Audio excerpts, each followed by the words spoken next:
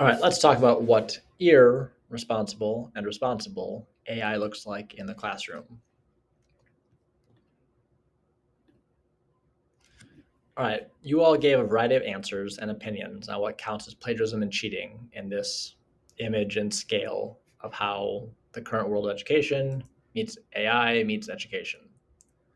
Technically, what's written in most schools' handbooks, none of these would count as plagiarism or cheating because artificial intelligence that's generative in nature is taking in thousands and thousands and probably millions of data sets or information. Then when it's asked a question, it takes that and kind of just spits out a generalized answer from what it wants to do on that topic. That's not that different from what you or I are doing. If I ask you a question on any topic, you've gained a bunch of knowledge over the years. You just answer it or write it down. What you're writing down is your version or your answer from what you've taken in.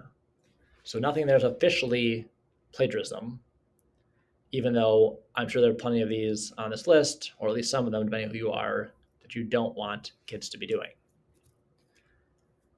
And since all of you answered this question differently, all the questions multiple differently, I'm sure it'll also be true of our students.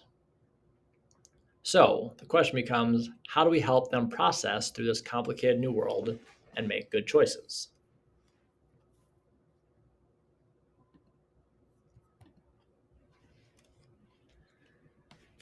Well, let's use examples of people doing AI in the world in poor ways, and let's give them some conversation starters, such as, why do you think the person acted the way they did?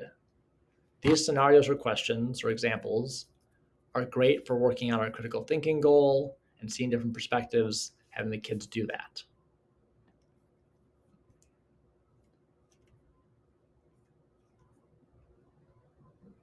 One sec, my bar is being not helpful. There we go.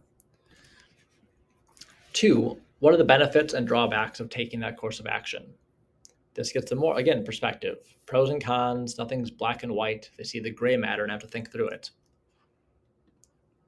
And the last one, what might be a different course, a better course of action we could take?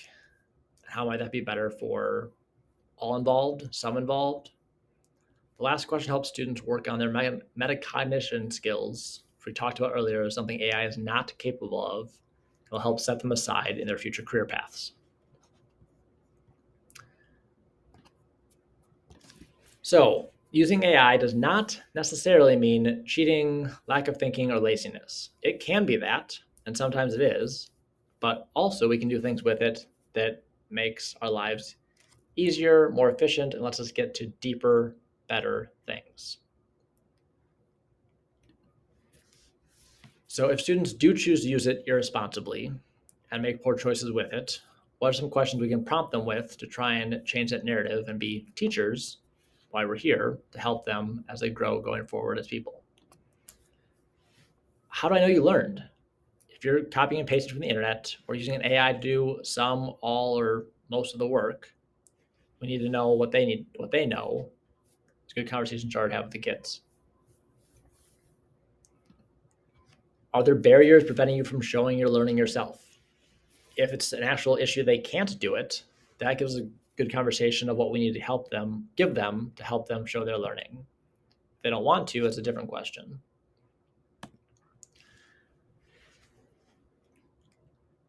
And then we get that more gray conversation of how could we have used AI that still helps them grow academically and as a person and show what their best learning is, and lets that AI give them those shortcuts to doing deeper thinking, more challenging work, and their best version with just the assistance of AI rather than cheating through it.